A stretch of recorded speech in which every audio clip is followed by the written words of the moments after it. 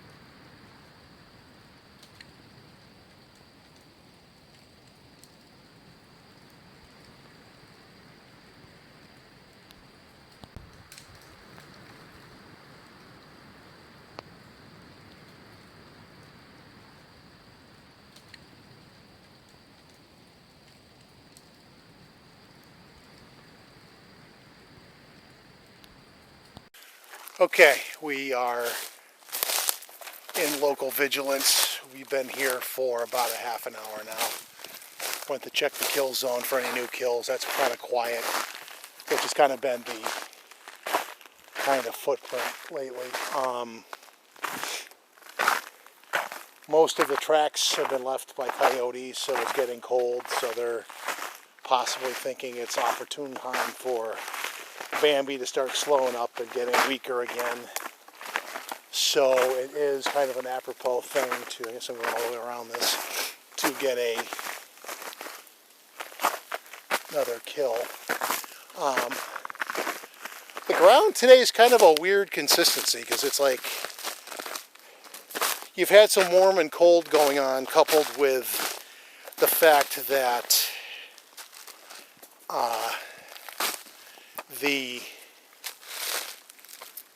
I guess there was an ice storm which froze, and then there was a powdering of snow last night, so all the ice came down during one warm spell, and the ice effectively got stuck under that, so it's a weird crunchy mix of stuff right now.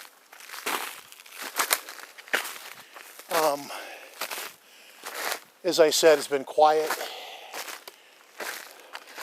so a lot of doing this, looking for tracks, looking for various bits of sign, but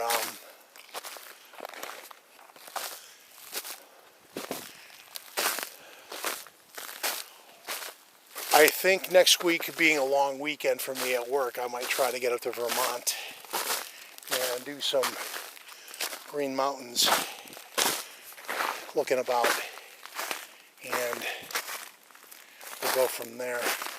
Sorry, it's like kind of windy and my hands are cold, so I'm trying to work the camera with gloves on, which is a little awkward. So if that affects my efforts, my apologies. But the down south, maybe an hour from here where I live, it's not nearly as cold. Up here, on the other hand, you start to see shades of the north a lot quicker. This is, I guess, the southernmost zone for that, but it's kind of it radically changes once you get up into the hills to look about for the various bits of sign. But so far, things have been pretty quiet. So this might be a shorter video. We're going to look around and get a sense of things. Last week the drone stayed down because of the fog. Today it's going to be on account of wind. Actually, I saw a plane fly over too, and it was about, I'm going to guess, 300 feet and change in the air.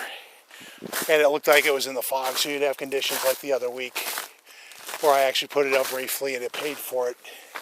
The wind was buffing it around, and the fog, if I didn't explain this, but I think I did, the fog will basically take out the positioning sensor with the drone, which can lead to interesting havoc as far as the drone being able to correct itself. You saw the video, if you saw the video rather, then you saw a good gust of wind give it a good tossing about, and then it righted itself, which it did without the positioning sensor on. So if I'm being perfectly blunt, I have no idea how the thing didn't crash.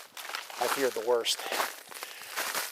But it righted itself, I landed it, and I considered that about as much luck as I should push for the day. Community-wise, kind of nice to see Michael Merchant making more videos again, because he usually is good for some interesting insights. So, rock on, Mike. Hope you see more. Sad news, though. Bobo from Finding Bigfoot, his dog, has passed away. So, maybe take a second out of your day and send some positive thoughts to Bobo. It always sucks when you lose your best friend. And that was probably the case with him. I could see him being close to his dog, even though I don't know the guy that personally. But still sad news. Beyond that, this is the slow season. I'm not even seeing a lot of tracks in here with all the wind. Things were probably hunkered down. It's actually a lot colder once you get up on the hill than it was when I first got here. But we are not really finding, I mean, there's things where the trees have blown over, but I don't really see much else. So I'm going to keep this segment short and probably add more to the video when things actually do happen, just for the sake of not having a rambling video that doesn't really go anywhere. So we're going to end this one here. We're back. We are on the other side of the hill on the lower end now. Basically because in the wind we were not able to really get anything done. I had to have gloves on my hands, which was impeding dexterity and not really allowing me to get much done. So I've also not been down in this area for a while. Down here I'm seeing a lot more little critter tracks like squirrels and bunnies and the like. So the undergrowth down here is a little bit more busy, mainly because it's not freezing in the wind up there. And with the lack of wind, there is a big difference. Without the wind, it's a lot better. My hands were freezing constantly. It's like you don't just hold the camera and you're dealing with frostbite, which isn't any fun. Other than that, you may again notice the blue stripes on the trees. They're being targeted for a logging harvest at some point. But hopefully they won't. I have mixed feelings about the reasons for it, but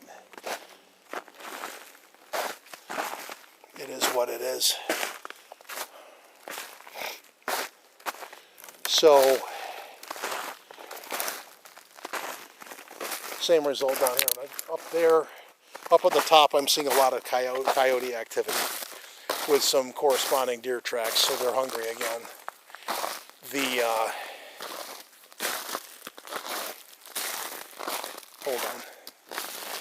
The lower half down here seems to be more active, damn it, with smaller animal types.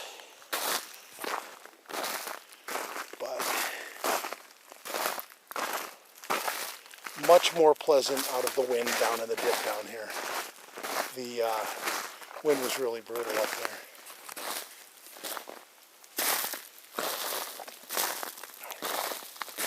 And you can still hear the wind, don't get me wrong, but the wind up there, you're like actually in it. Down here, it's over you, more so. And what I hope to accomplish is just have a check at the wetland down here and see if there's been anything going on down here. Animal or anything suspiciously wise. Last year when I got some wood knocks, it was basically down in this direction anyway, so. Although I still think it's too early for them to be about. I say that because when there has been potential activity down here, there's been a timing to it. Usually late March and the like. Also trying not to slide. There's an element of ice under there. But I also don't want to walk under basically that. That's a large widowmaker looking. That's why I'm glad there's less wind down here too. That's something may have been digging here. What's this?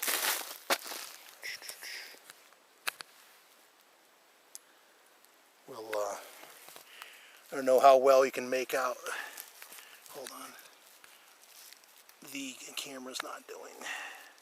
You've got like tracks in here. Someone was digging something around.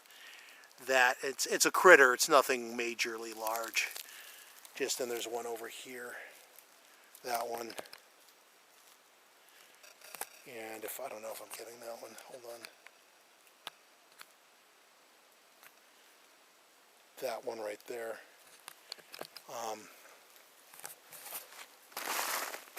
That's the only real animal activity because it's. So when I say slow season, I mean literally there's just not a lot of stuff around. You usually see more signs of life after fresh snow if it's warmer out. But there is a sizable difference in the temperature average here and in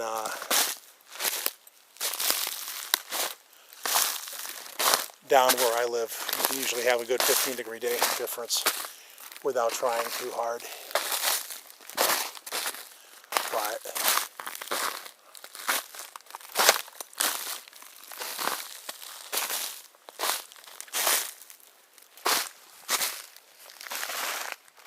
They're nice, no wind at all. There's the wetland.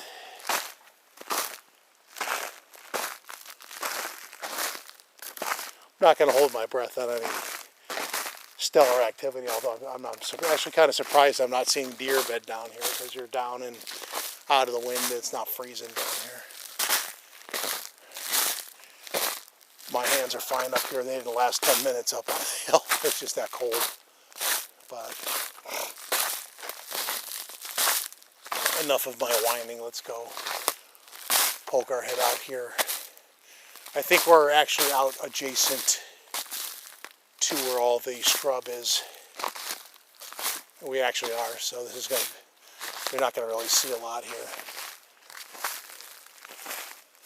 Or get very far. You have like these grass tufts, and you come right up on water pretty quick, as I think you can see here. You would have a heck of a time getting through that. It's pretty thick. Let's go over to our right, and where it opens up a little more, and have a look at that, but I'm not seeing anything in the way of tracks down here. So, local vigilance is proving quiet the last 3 weeks, which is why I want to go to Vermont. And if we go over there, we can open it. Opens up more. Which is why I want to get to Vermont and have a look up there. Maybe there's more up there.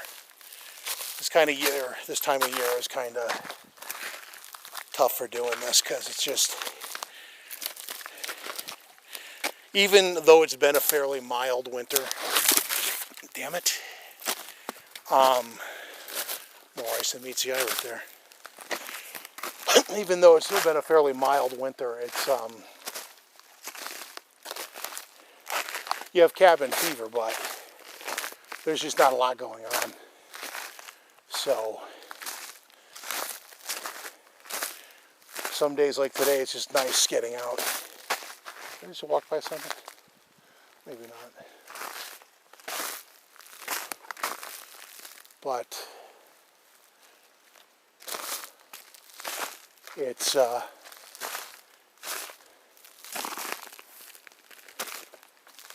there's just not a lot happening, unfortunately. No.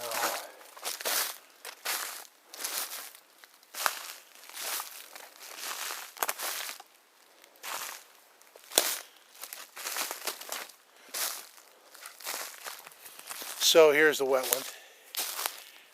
It is, you used to be able to walk right out in this. This came down a while ago. It broke off, I guess, but so here's the wetland. No obvious signs of anything, but we will take a short break, of course, to get a picture or two, because you have the pretty ice on the trees and all that. But I'll try to get a little further for a wider pan. That apparently wasn't as sturdy as it looked. So yeah, we're gonna step out here in this maze of fallen toothpicks and stop here. As you can see, again, the water's right there. And I want to step in the water. It's going to be cold. Okay, we're heading back now. It's scenic. It's pretty with the ice on the trees from the ice storm, but you have a lot of wind noise and falling ice, but beyond that, quiet winter forested scene, more or less. We're just going to backtrack our way back, and hopefully we'll hit something, but it's just not happening today. So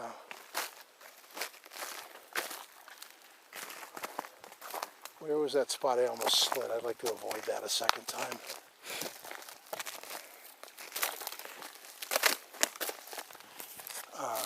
What is not ice to be falling through? Good. Those were rocks, not clumps of ice. But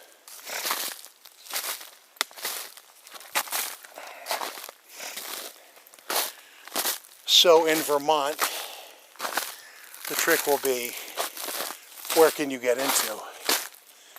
because they've had steady snow up there for the entire time, and because it's that cold, much colder up there, it usually doesn't melt that quickly. So the deal with that is they don't like to plow up there, so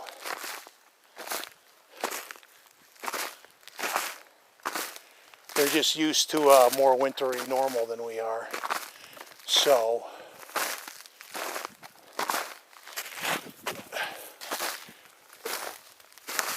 this kind of year up there can be a little tough too, because you're limited without having some advanced foreknowledge of what you're looking for up there. You're not really going to be able to know what you're heading into. Hunters have been out, but I do think it's fair to say I need a change of pace, though, given the quiet down here. I need another friend of mine, not a member of NESA, but another local, NESN rather, but another local researcher had suggested heading into northern Mass. And there's also an area in western New York, or sorry, eastern New York we could hit, just to break it up. Maybe I'll do that.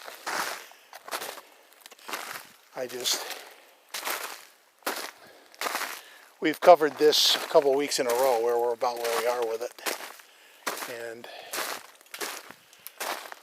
I guess this is a video on how to handle the quiet time of year. So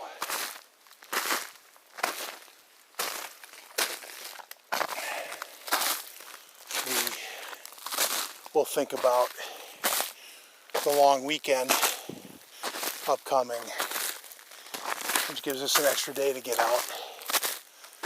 Where do we want to get to?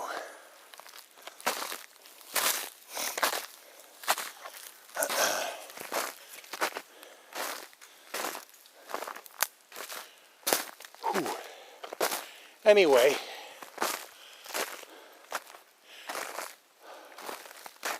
it is quiet. I deem it squatch clear today, unfortunately, and might as well end the segment here, because it's either that or me crunching through the snow for another few minutes. So I'll call it here, and we'll see you next time.